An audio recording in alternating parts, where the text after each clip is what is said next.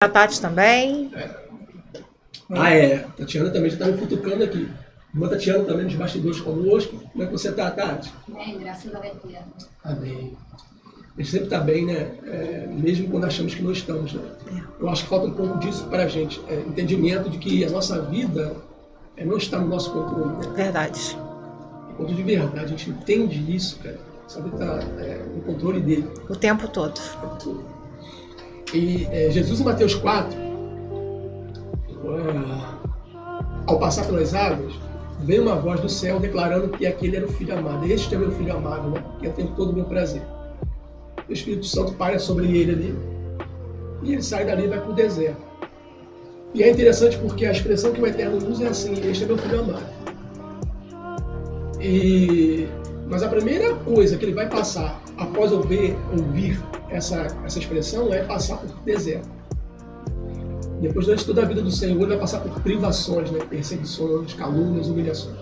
E o fim, que não era o fim, né? Mas o fim no sentido do seu ministério é a cruz. Mas em meio a tudo isso, o amor do Eterno prevalecia e permanecia sobre ele. Então isso é fantástico, porque lutas, dificuldades, privações, provações não significa a ausência do seu amor para conosco e nem da presença dele sobre nós. Verdade. Então eu queria que você começasse a contar um pouquinho do seu testemunho. Então, a minha caminhada começou mais ou menos em 98. Foi quando eu comecei a caminhar indo para a igreja, né? Até então eu não suportava os evangélicos, os crentes, né? Eu fui obesa mórbida, cheguei a 170 quilos e nesse tempo eu morava no Castelo e todos os meus vizinhos eram evangélicos. Eu era a única ali no meio que não era evangélica. Então eu tinha que passar uma servidão e tinha um senhorzinho que todos os dias ele falava: a paz do Senhor, Simone, Jesus te ama. E aquele homem me irritava. Mas por que você tinha raiva de crente? Por que você não gostava de crente? Porque eles colocavam aqueles louvores e era só louvor, corim de fogo. E aquilo me irritava. Só falava o tempo todo de Deus, sabe? Que Deus, Deus, Deus, Deus. E aquilo me deixava muito irritada. E aquele senhor, especificamente, ele sentava lá no final da servidão e ficava me esperando no horário que eu ia descer para trabalhar para falar isso para mim. Simone, Jesus te ama. Até que um dia eu falei para ele: aí o senhor também, né? Porque o senhor fica me esperando aqui para falar isso. Não é possível. E aí o tempo foi passando, né? Esse senhor é vivo ainda? Não, ele faleceu esse ano. Ele, da nossa igreja, é o membro mais antigo. Era da sua igreja? Era da minha igreja. Você foi para a igreja dele? Foi para a igreja dele. Olha só como que Deus foi trabalhando. Você chegou a comentar com ele que... Cheguei a comentar, porque eu cheguei a fazer a agenda de uma cantora aqui depois que eu me converti. E um dia eu fui levar essa cantora na igreja, ainda não tinha ido para essa igreja. E aí ele tava lá, ele olhou pra mim e deu um tchauzinho, tipo assim: ó, tô aqui, tá vendo? Lembra? No final ele falou pra mim que eu te falei que Jesus te ama? E olha só onde você tá. Aí você me falou que colocava, era som alto, né? E aí eu resolvia fazer umas festas em casa com DJ e tocar terror pra incomodar os crentes. Pra tirar eles, mas até 5 da manhã, pra tirar eles da graça mesmo, né? E ele permanecia te evangelizando? Permanecia ali. Ele e a família dele, me evangelizando. Falando do amor de Deus e os louvores, sabe? Até que eu me levaram para a igreja, através de um relacionamento muito antigo. Eu comecei a frequentar a igreja wesleyana, Bethesda, do Capela, do pastor Célio. Foi onde eu comecei a frequentar a igreja. Eu falei assim: realmente esses crentes são tudo doido. Porque aí começou aquele mistério todo e eu não entendia. Eu falei: eu não entro na igreja, eu vou ficar do lado de fora. E eu ficava do lado de fora esperando a minha mãe e essa pessoa assistirem o culto. E o pastor falava: não, deixa ela lá sentadinha. E aí eu andava de preto, porque obesa, eu ficava toda de preto. E pensa, endemoniada, né? Porque com aquela cara que num lugar que você não gosta, com Sim. pessoas que você não gosta. Mas o que te levou a ir à igreja?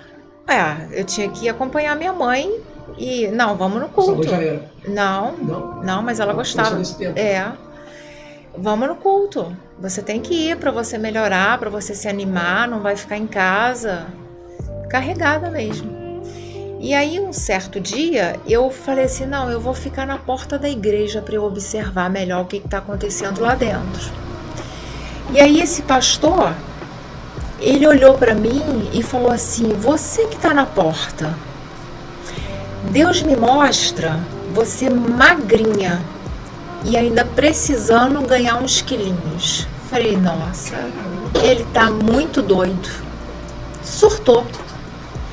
Só que de alguma forma aquilo entrou no meu coração porque era um sonho. Você não se sentiu constrangida? Senti, porque a igreja toda fez assim, ó. Todo mundo vai olhar, né? Todo mundo olhou para trás. Só que eu cheguei em casa, peguei uma Bíblia minha, a primeira Bíblia, tá lá anotado, e escrevi o que ele falou. Anotei. No próximo culto,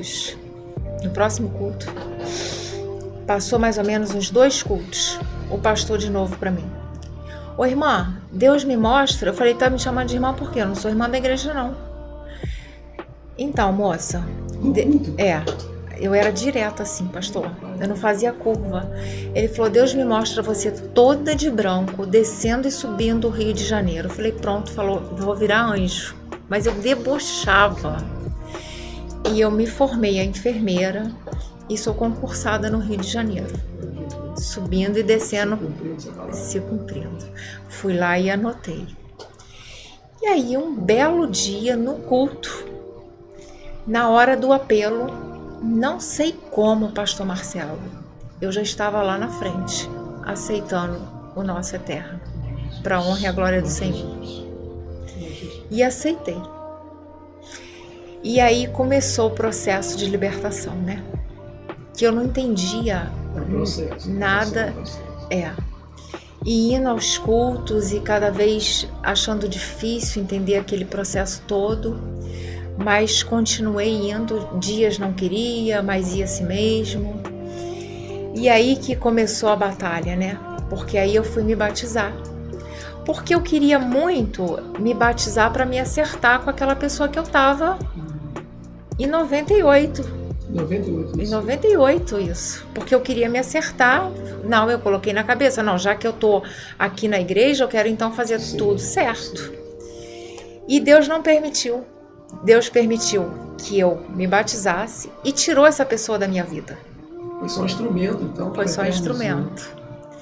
E aí o que aconteceu? Eu tive uma visão. Eu já estava frequentando os cultos de Correias. E eu tive uma visão que eu parava no posto de gasolina e o frentista me perguntava assim, irmã, congrega onde? E eu falava assim, na igreja Assembleia de Deus de Correias. Só que nessa visão eu já estava magra e com uma saia longa. Eu falei, não, então é para eu ficar na Assembleia de Deus. E comecei a congregar, só que eu ainda estava obesa. E aí se passaram 13 anos. E aí eu marquei uma consulta para eu ir fazer a bariátrica. Quando eu me deparei na mesa daquele médico, assim como eu tô aqui de frente para você, eu lembrei de toda a profecia. Então você não foi fazer a cirurgia motivada pela visão? Não. Levou 13 anos para se cumprir. E aí o médico falou, Simone, eu vou te operar. E aí me operei, passou 1 ano, olha o detalhe. Ele virou para mim e falou assim, olha, você emagreceu demais, precisa ganhar uns quilinhos. Se cumpriu perfeitamente.